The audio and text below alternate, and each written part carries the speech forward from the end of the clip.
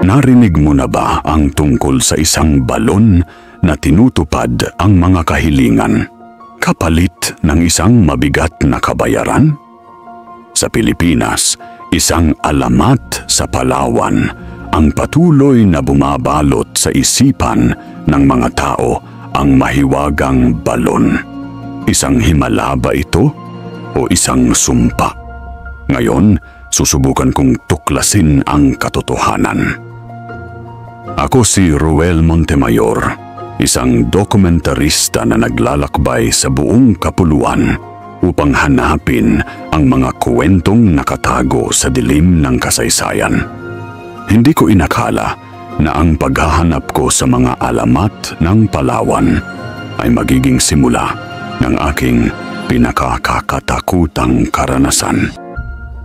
Bago tayo tumungo sa ating kwento, maaari bang i-like mo ang video, i-share ito sa mga kaibigan mo na mahilig makinig sa mga kwentong misteryo at katatakutan. Mag-comment ka na rin ng mga karanasan mong hindi mo maipaliwanag at mag-subscribe ka sa aming channel para sa mga susunod pa naming mga kwentong salim-dilim. Ito ang Mahiwagang Balon sa Palawan Horror Story. Kabanata 1. Paghahanap ng Misteryo. Sa aking 3 taong paglalakbay sa buong Pilipinas, marami na akong naging karanasan na hindi ko maipaliwanag. Mula sa mga multo sa Baguio hanggang sa mga tikbalang sa Bicol.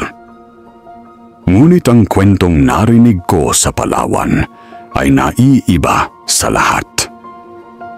Nagsimula ang lahat sa isang maulan na hapon sa Puerto Princesa.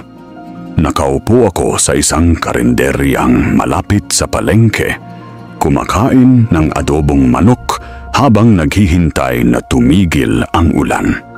Doon ko nakilala si Mang Eban, isang matandang lalaki na halos 70 taon na ang edad. "Taga dito ka, hiho?" tanong niya habang umuupo sa tabi ko. "Hindi po, Mang Eban. Galing akong Manila. Nandito ako para sa dokumentaryo tungkol sa mga alamat ng Palawan." Sagot ko. Biglang nagbago ang ekspresyon ng matanda. Tumahimik siya ng ilang segundo bago nagsalita ulit. "Ano-anong alamat ang hinahanap mo?" tanong niya nang may pag-aalala sa boses. Nabanggit ko sa kanya ang tungkol sa White Lady sa Sinta Putahe Road, ang mga duwende sa Underground River, at iba pang kilalang kwento. Ngunit nang matapos ako, umiling siya. "Mga bata lang ang naniniwala dyan. Pero may isang lugar dito na hindi dapat puntahan ng sinuman. Lalo na ng mga dayuhan," sabi niya habang tumingin sa labas ng kainan.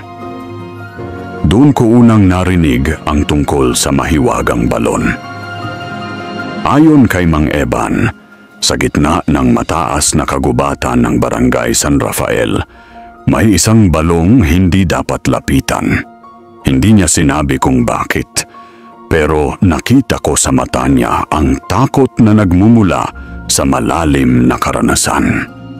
3 oras na paglalakad mula dito, kapag nakita mo na ang 3 puno ng narra na nakatayo ng tuwid, doon mo makikita ang daan patungo sa balon.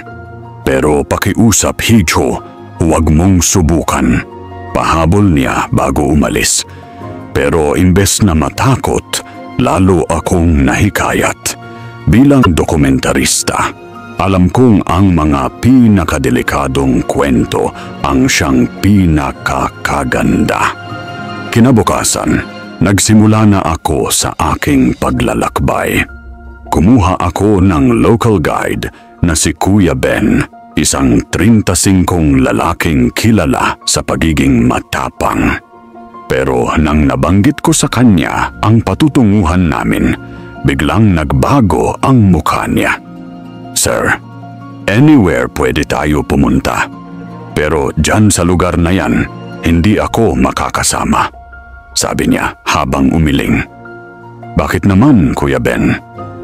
May nangyari na kasi doon noon. Hindi ko maipaliwanag, pero nakakatakot talaga, sagot niya.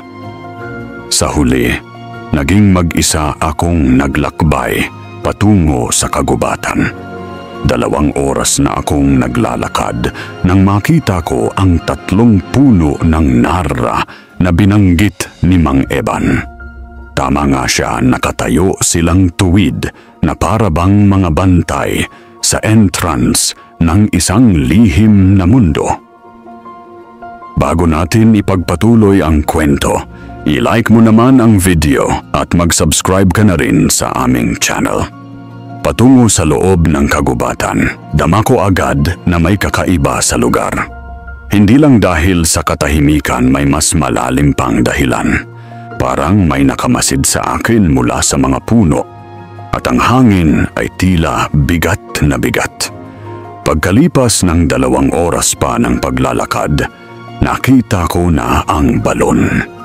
Kabanata 2, ang mga bulong ng alamat. Ang unang nakita ko sa mahiwagang balon ay hindi ko kayang kalimutan. Ito ay isang malalim na butas sa lupa na may halos 3 metrong diameter. Ang mga bato sa paligid nito ay kulay verde na dahil sa lumot. At may mga ugat ng matatandang puno na bumababa patungo sa loob ng balon. Pero ang pinakakatakot ay ang tubig sa loob. Kahit anong titig ko, hindi ko makita kung gaano kalalim.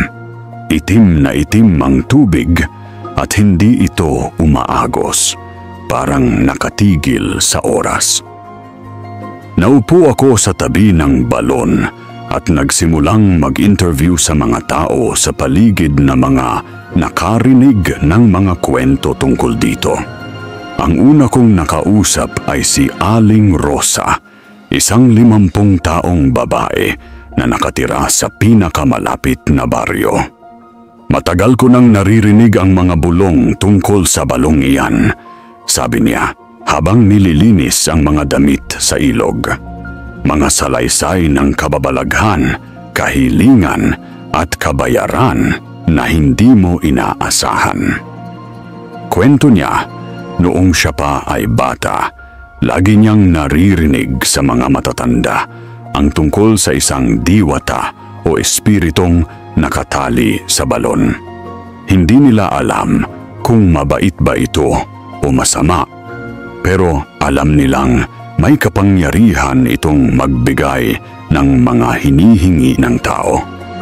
Pero ang problema, dagdag niya, ang kabayaran ay hindi mo alam kung ano. Minsan simple lang, minsan naman napakabigat. Sa isang lumang aklat na nakita ko sa library ng Puerto Princesa, natagpuan ko ang isang dokumento mula pa noong panahon ng mga Kastila.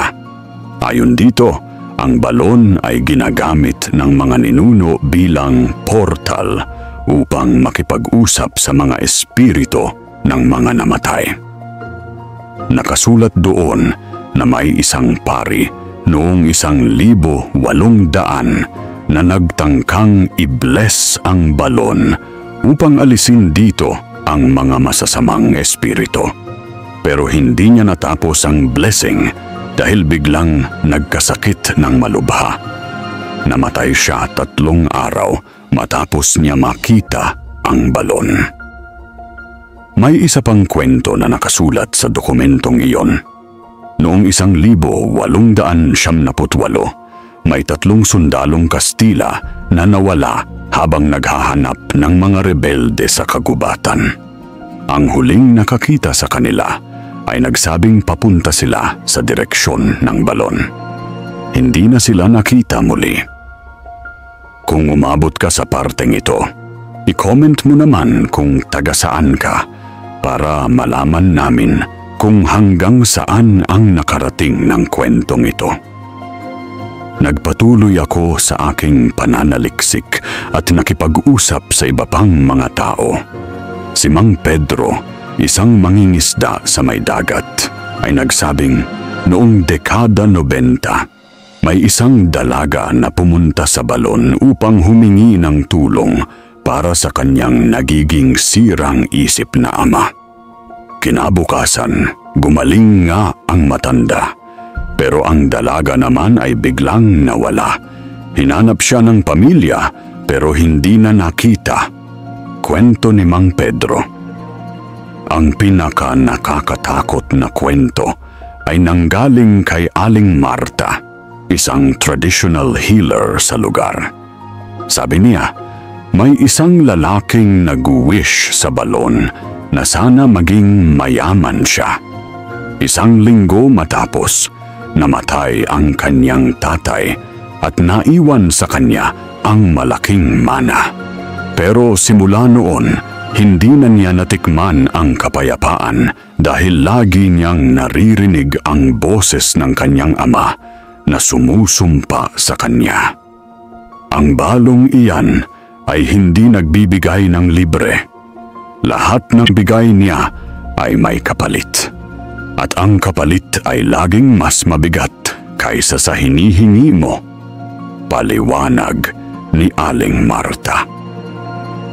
Sa mga lumang dokumento na nakita ko, lumilitaw din ang pangalan ng balon sa iba't ibang panahon.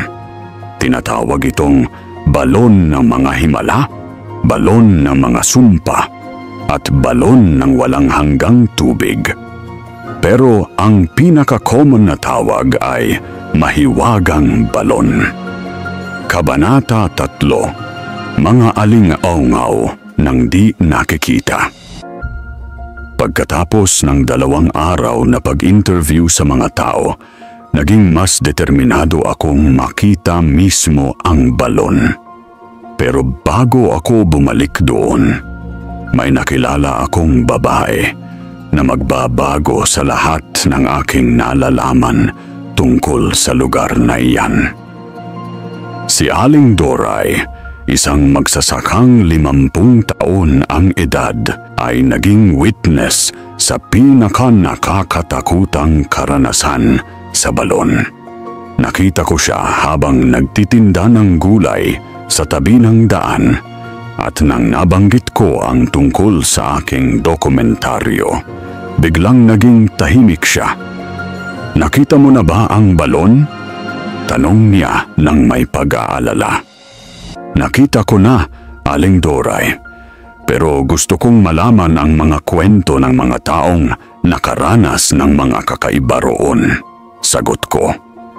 Umupo siya sa tabi ko at nagsimulang magkwento.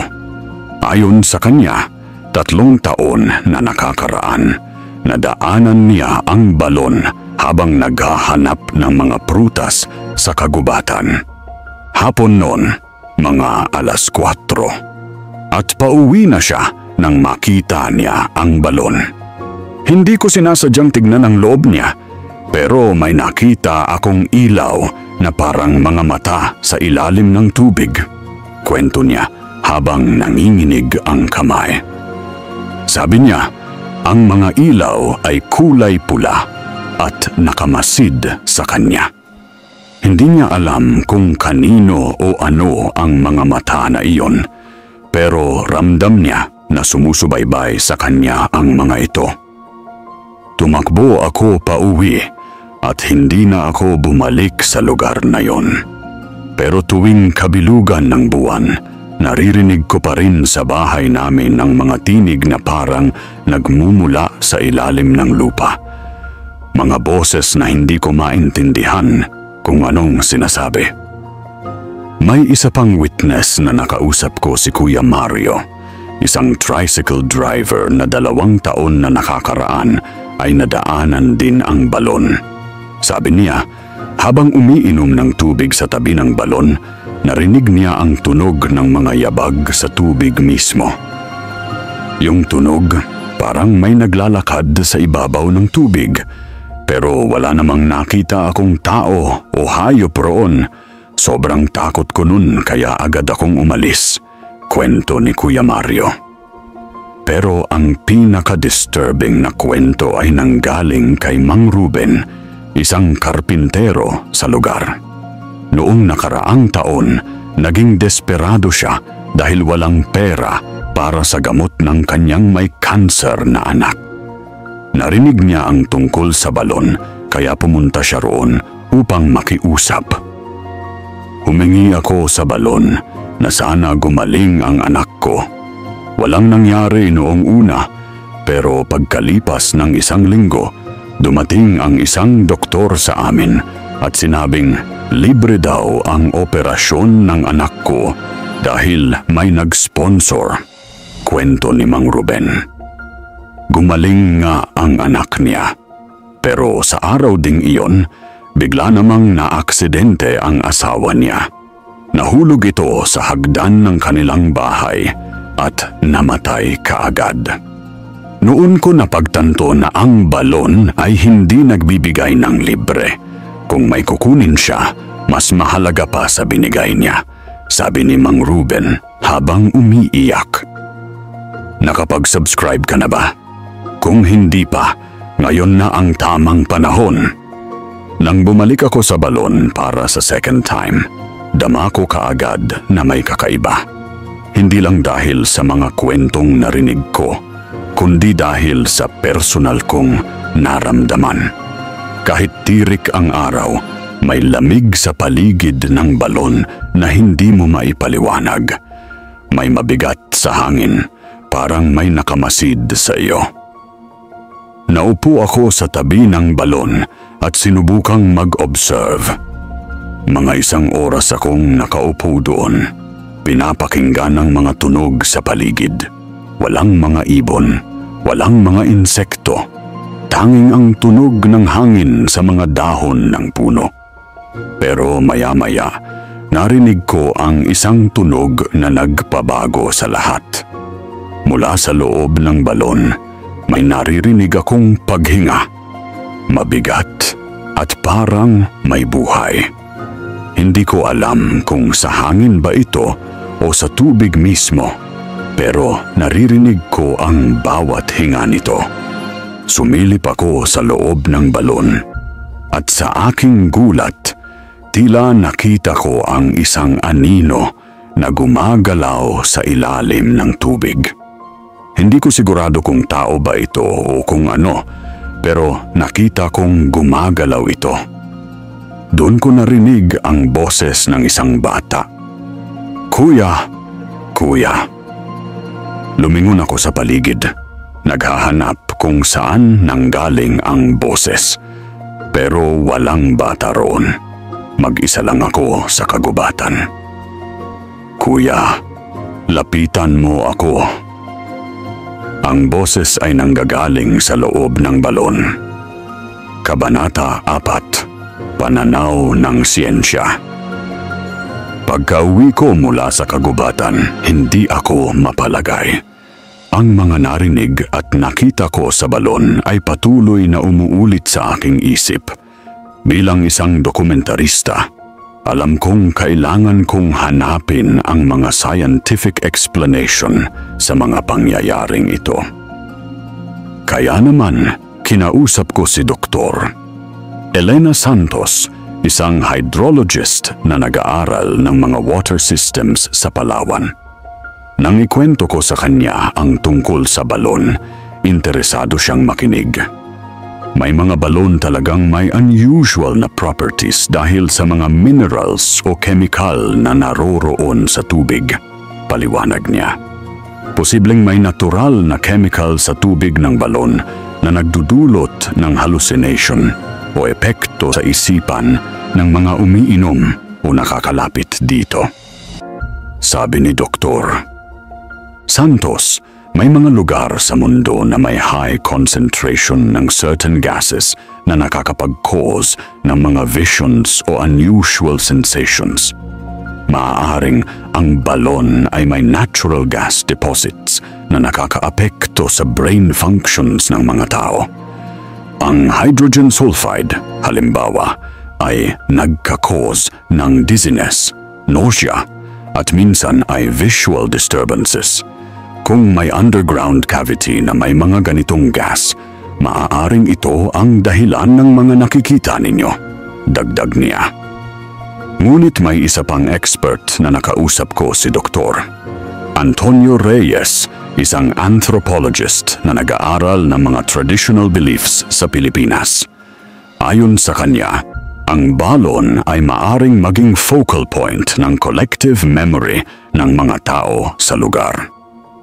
Ang mga lugar na tulad ng balon ay nagiging repository ng cultural beliefs at social memory.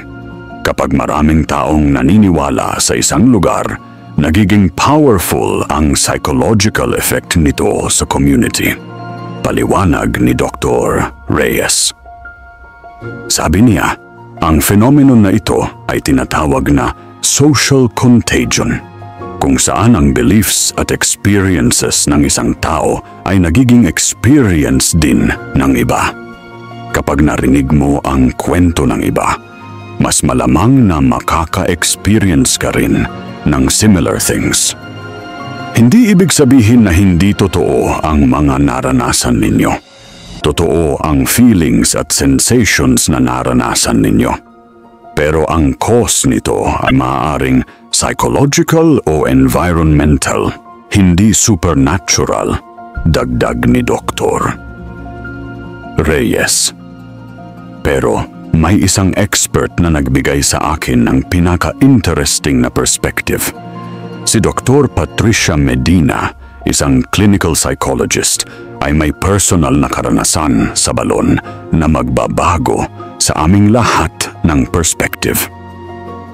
Nang sabihin ko sa kanya na plano kong mag-psychological study sa mga taong nakaka-experience ng unusual things sa balon, pumayag siyang samahan ako.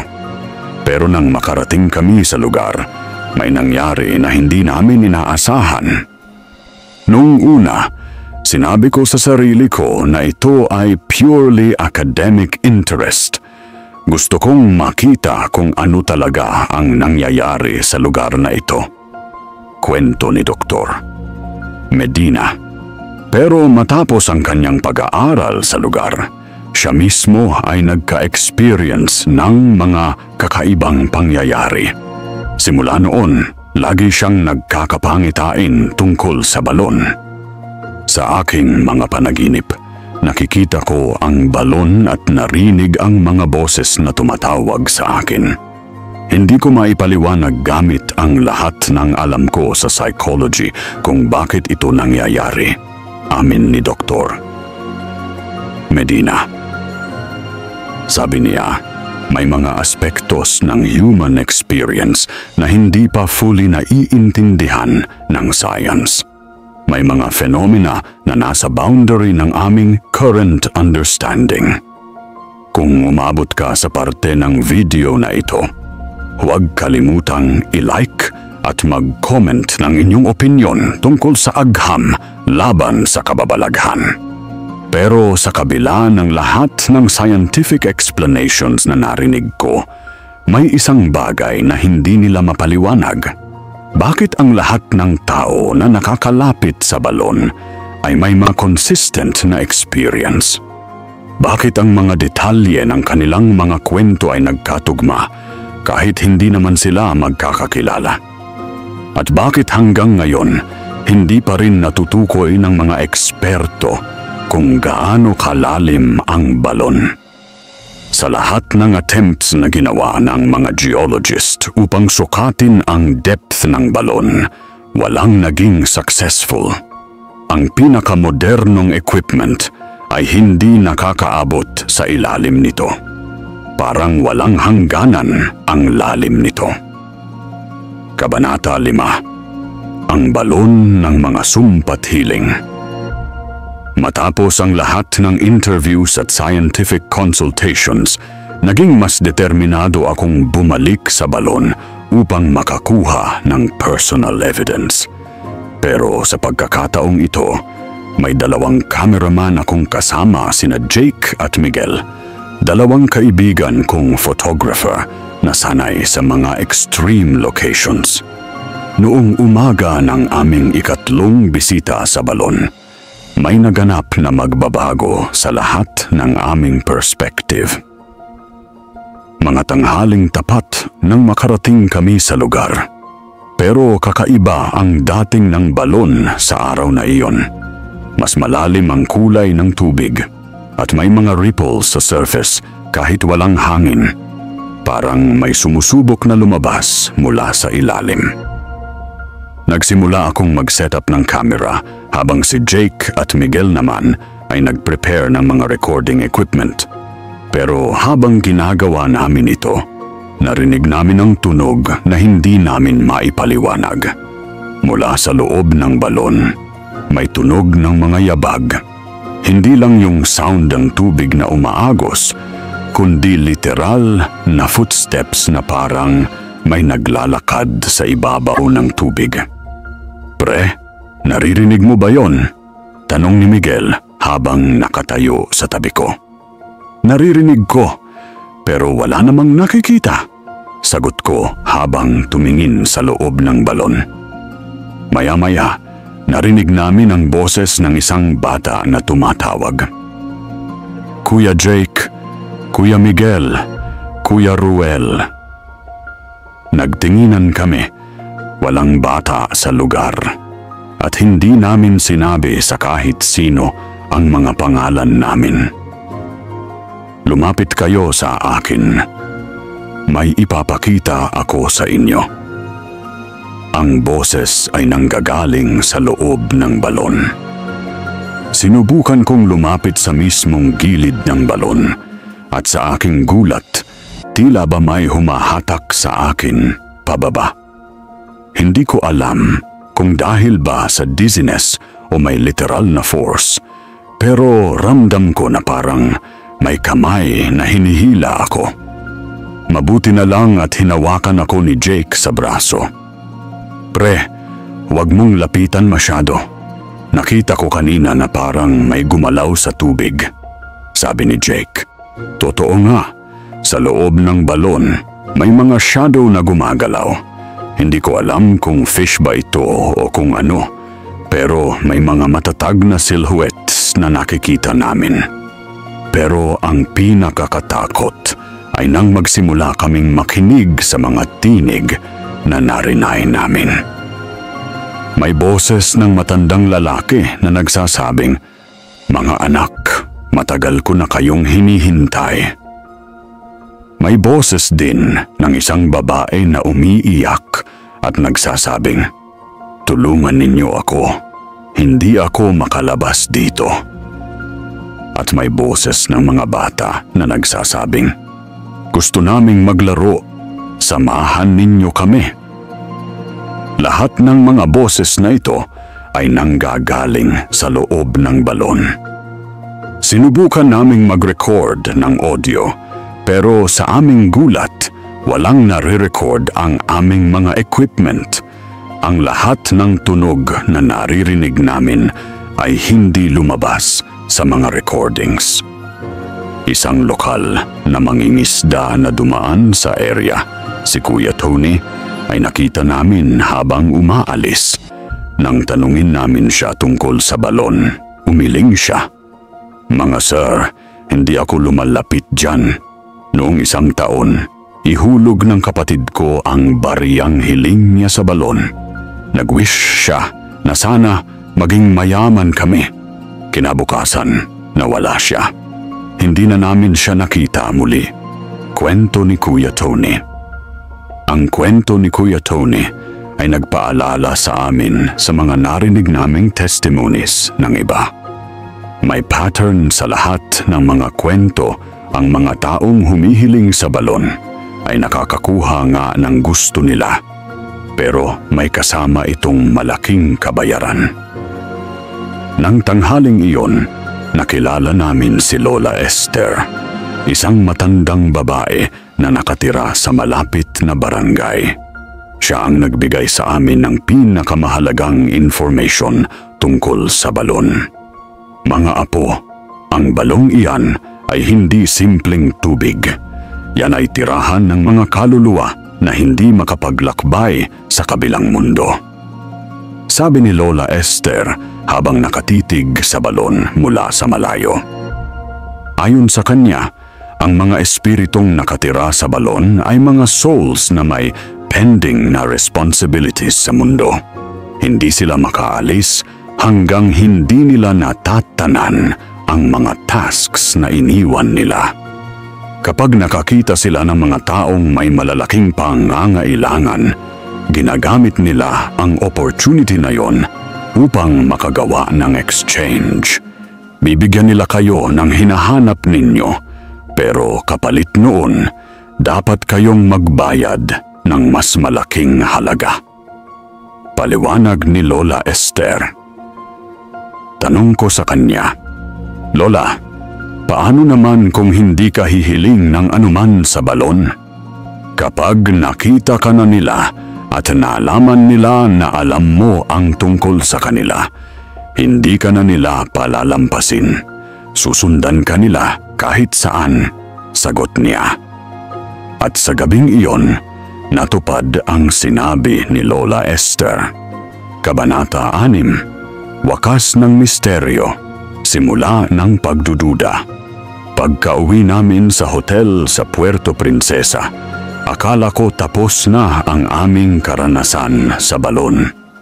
Pero hindi pala. Ang balon ay sumunod sa amin. Sa unang gabi, nagkakaroon ako ng mga panaginip tungkol sa balon.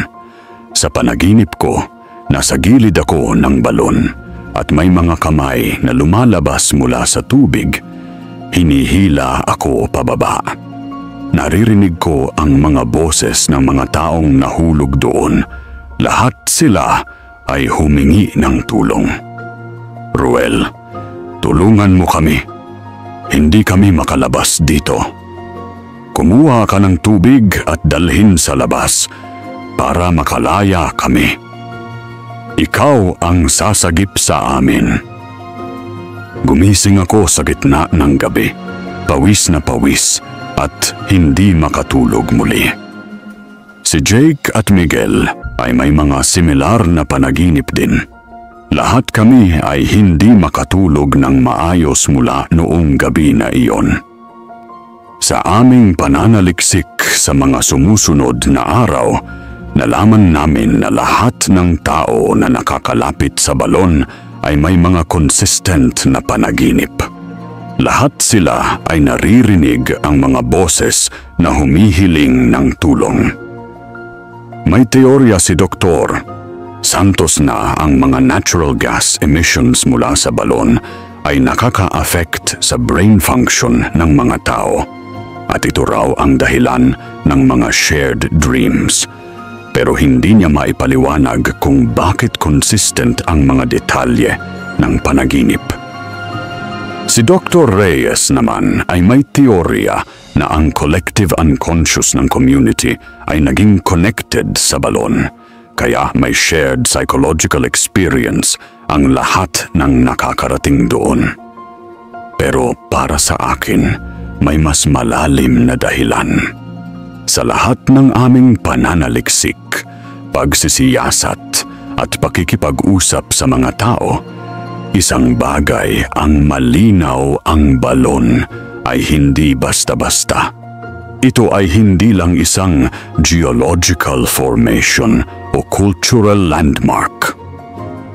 Ang balon ay isang portal, isang gateway sa pagitan ng mundo ng mga buhay at ng mga patay.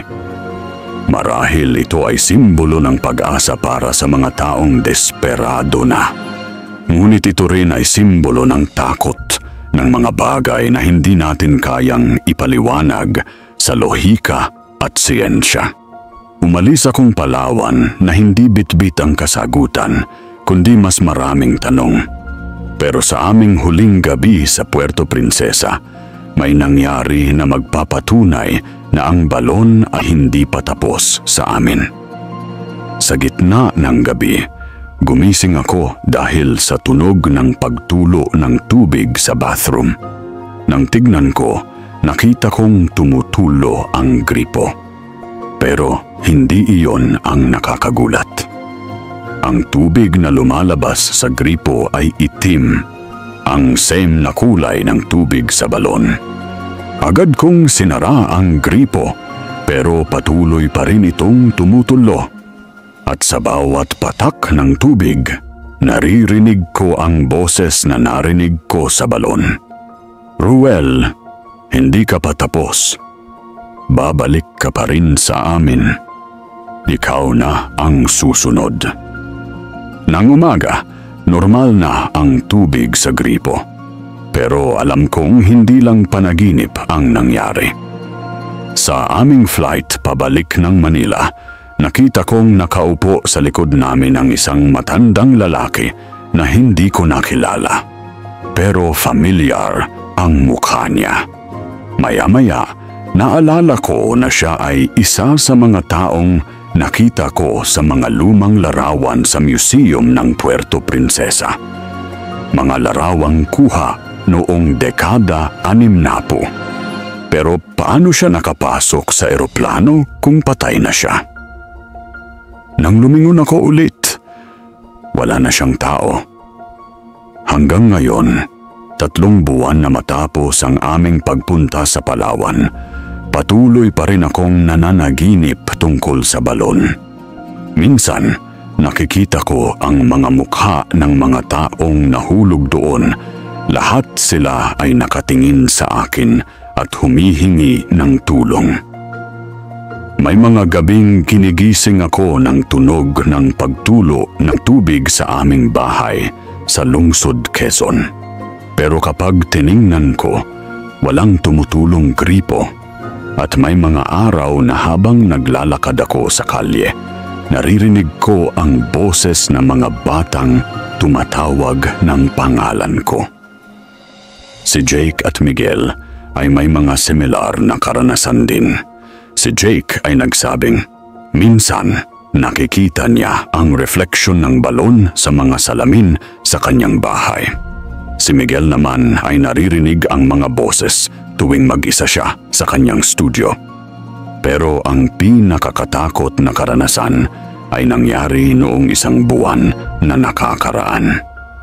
Gumising ako sa gitna ng gabi dahil sa tunog ng pagkatok sa aming pinto. Nang tignan ko sa pintuan, may nakita akong batang babae na nakatayo sa labas. Hindi ko siya kilala, pero familiar ang mukha niya.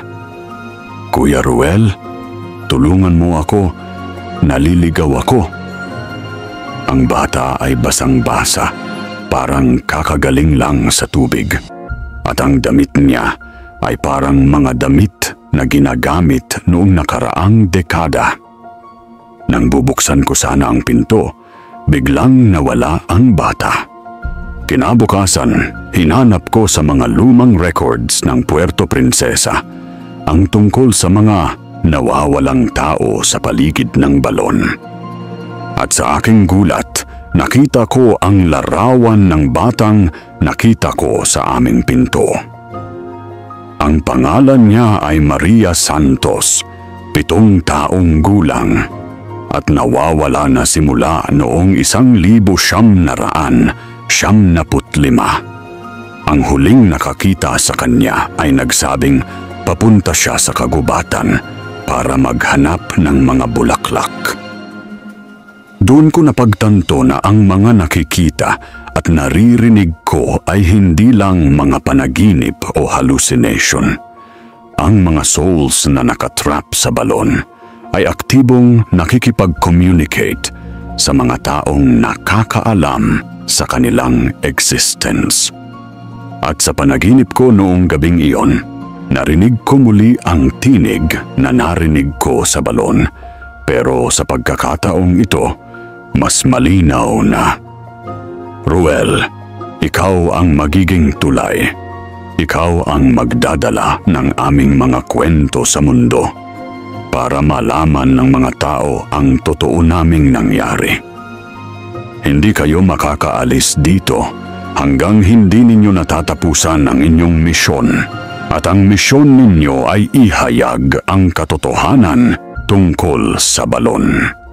Babalik ka sa amin, hindi mo matatakas ang inyong tungkulin. Pagkagising ko, nakita kong may mga marka sa aking braso.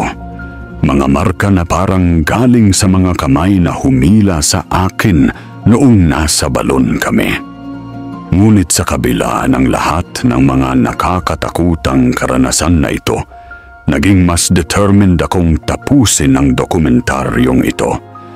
Dahil napagtanto ko na ang mga kaluluwa sa balon ay hindi masasamang espiritu. Sila ay mga taong namatay nang hindi natatapusan ang kanilang mga pangarap at responsibilidad sa mundo. Ang balon ay naging kanilang prison at ang tanging paraan para sila makalaya ay kung maipapaalam nila sa mundo ang kanilang mga kwento. Kaya nga narito ako ngayon, nagkukwento sa inyo ng lahat ng aming naranasan. Hindi dahil gusto kong takutin kayo, kundi dahil ito ang hinihingi ng mga kaluluwa sa balon. Gusto nilang malaman ng mundo na sila ay nandoon pa rin, naghihintay ng tulong, naghihintay na marinig ang kanilang mga sigaw. At sa bawat taong makakarinig ng kwentong ito, sila ay nagiging bahagi ng misyon na ito. Ang misyon na magbigay ng peace sa mga souls na nakulong sa mahiwagang balon ng Palawan. Pero may babala ako sa inyo. Kung sakaling mapunta kayo sa Palawan at marinig ninyo ang tungkol sa balon, huwag ninyong subukang puntahan. Dahil kapag nakita na kayo ng mga espiritu doon, hindi na kayo nila palalampasin. Tulad ng nangyari sa amin. Dahil hanggang ngayon, alam kong nakikiharap pa rin sila sa amin. Naghihintay ng tamang panahon para kaming dalhin sa lugar na iyon. Para kaming gawing permanent na bahagi ng kanilang mundo. At sa bawat gabi na natutulog ako, naririnig ko pa rin ang kanilang mga boses. Ruel, hindi pa tapos ang inyong tungkulin. Babalik pa kayo sa amin. Ikaw na ang susunod. Wakas, sa lahat ng mga alamat at kwentong misteryo na narinig ko sa buong Pilipinas, ang mahiwagang balon sa Palawan ang naging pinakamahirap kalimutan. Hindi dahil sa takot, kundi dahil sa pananagutan na naramdaman ko sa mga kaluluwa na nakilala ko doon. Ang dokumentaryong ito ay hindi lang isang collection ng mga testimonies at karanasan. Ito ay isang tribute sa mga taong nawala sa balon at isang babala sa mga taong balak na pumunta doon. Ang balon ay hindi isang lugar na dapat puntahan dahil sa curiosity o adventure. Ito ay isang sacred ground na dapat respetuhan at iwasan. Pero kung may mga karanasan kayong hindi ninyo maipaliwanag, kung may mga panaginip kayong paulit-ulit tungkol sa mga lugar na hindi ninyo pa nakapuntahan, maaaring kayo ay isa sa mga taong may connection sa mga spirits na nakakalat sa aming bansa. At sa mga taong nakapunta na sa balon at nakakita ng mga kakaibang bagay doon, huwag ninyong ikahon ang mga karanasan ninyo. Ikwento ninyo ito sa mga tao dahil sa pagkukwento, kayo ay tumutulong sa mga souls na makahanap ng peace. Ang mahiwagang balon ay mananatiling misteryo para sa marami. Pero para sa mga taong nakaranas ng supernatural encounters doon, ito ay hindi na misteryo. Ito ay isang reality na kailangan nilang harapin araw-araw.